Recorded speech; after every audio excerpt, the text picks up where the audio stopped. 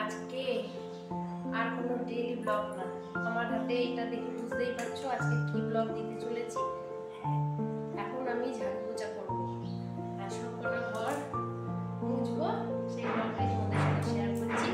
বন্ধুরা পাশে থাকো, আর যারা নতুন আছো তারা চ্যানেলটাকে সাবস্ক্রাইব করে দিও।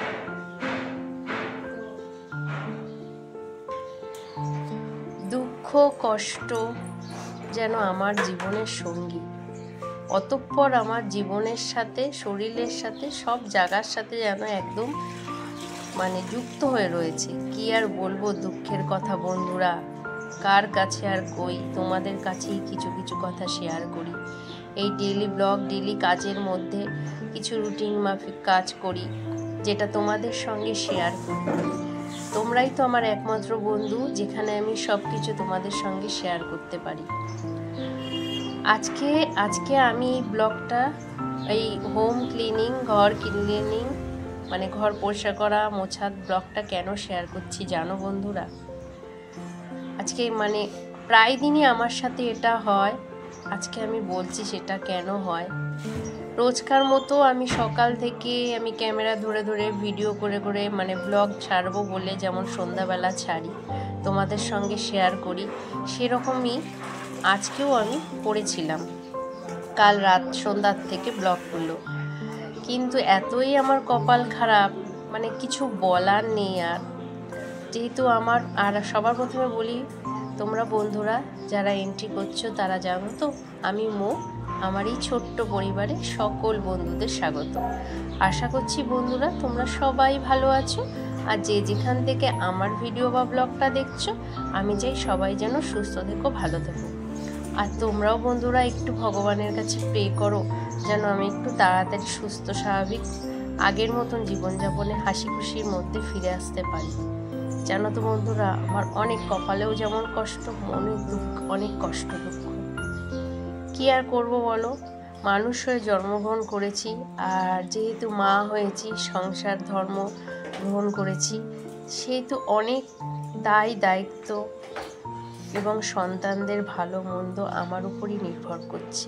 তাই কিছু করার নেই, দুঃখ কষ্ট শত চেষ্টা করলেও এগুলো তো মুছে ফেলতে পারবো না। ভগবান যেটা দিয়েছে কপালে, সেটা আমাকে সইতেই হবে।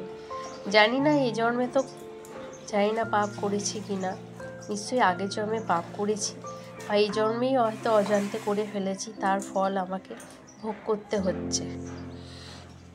তো যাই হোক বন্ধুরা, যারা নতুন এন্ট্রি করছো, প্লিজ সেসব বন্ধুদেরকে বলছি আমার চ্যানেলটাকে সাবস্ক্রাইব করে নিই, আমার পাশে থেকেও আমাকে সাপোর্ট করো।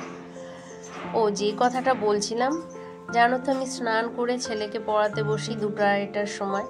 তারপর ওকে পড়াতে 3:30 বাজে, তখন একটু খাওয়া দাওয়া করে আর ভিডিওটা এডিট করতেই থাকি, ওকে দেখাতে থাকি ভিডিও। তোমরা তো জানোই যারা ভিডিও এডিট করো কতক্ষণ লাগে, আমি অত পারদর্শী না। মোটামুটি আমার 2 থেকে 2.5 ঘন্টা লাগে ভিডিও এডিট করতে, ভয়েস ওভার করতে এবং থাম্বনেল বানাতে, সেটা পোস্ট করতে, ডাউনলোড করতে, লেখালেখি করতে। এত কষ্ট করে যখন ভিডিওগুলো পোস্ট করি তোমাদের কাছে, তোমরা যে সাবস্ক্রাইবার আছো বন্ধুরা, তার 1% মানুষও দেখো না। যখন ভিডিওটা পোস্ট করি, যখন পরে দেখি ভিউজ কত হলো, তখন না মনে অনেক কষ্ট হয়। তোমরা কেন বন্ধুরা আমার ভিডিওগুলো দেখছো না? তোমরা কি ভিডিও পছন্দ করো? আমার তো ডেইলি ব্লগ চ্যানেল, আরও অনেকে ডেইলি ব্লগ চ্যানেল দেখেছি, তারা ভিডিও পোস্ট করার সাথে সাথে আমি তাদের চ্যানেলও ফলো করেছি বা তাদেরকে ফলো করার চেষ্টা করি, তাদের মোটামুটি ভালোই ভিউজ হয়। কিন্তু এত কষ্ট করে ভিডিও এডিট করে যখন পোস্ট করি, যখন ভিউজ হয় না, তখন মনটা কতটা খারাপ হয়ে যায় বলো। তোমরা যারা চ্যানেল করছো, যারা এডিট করে পোস্ট করছো, একদিন একটা ভিডিও খেটে খুঁটে করে দেখবে কতটা টাইম লাগে ভিডিও করতে, এডিট করতে।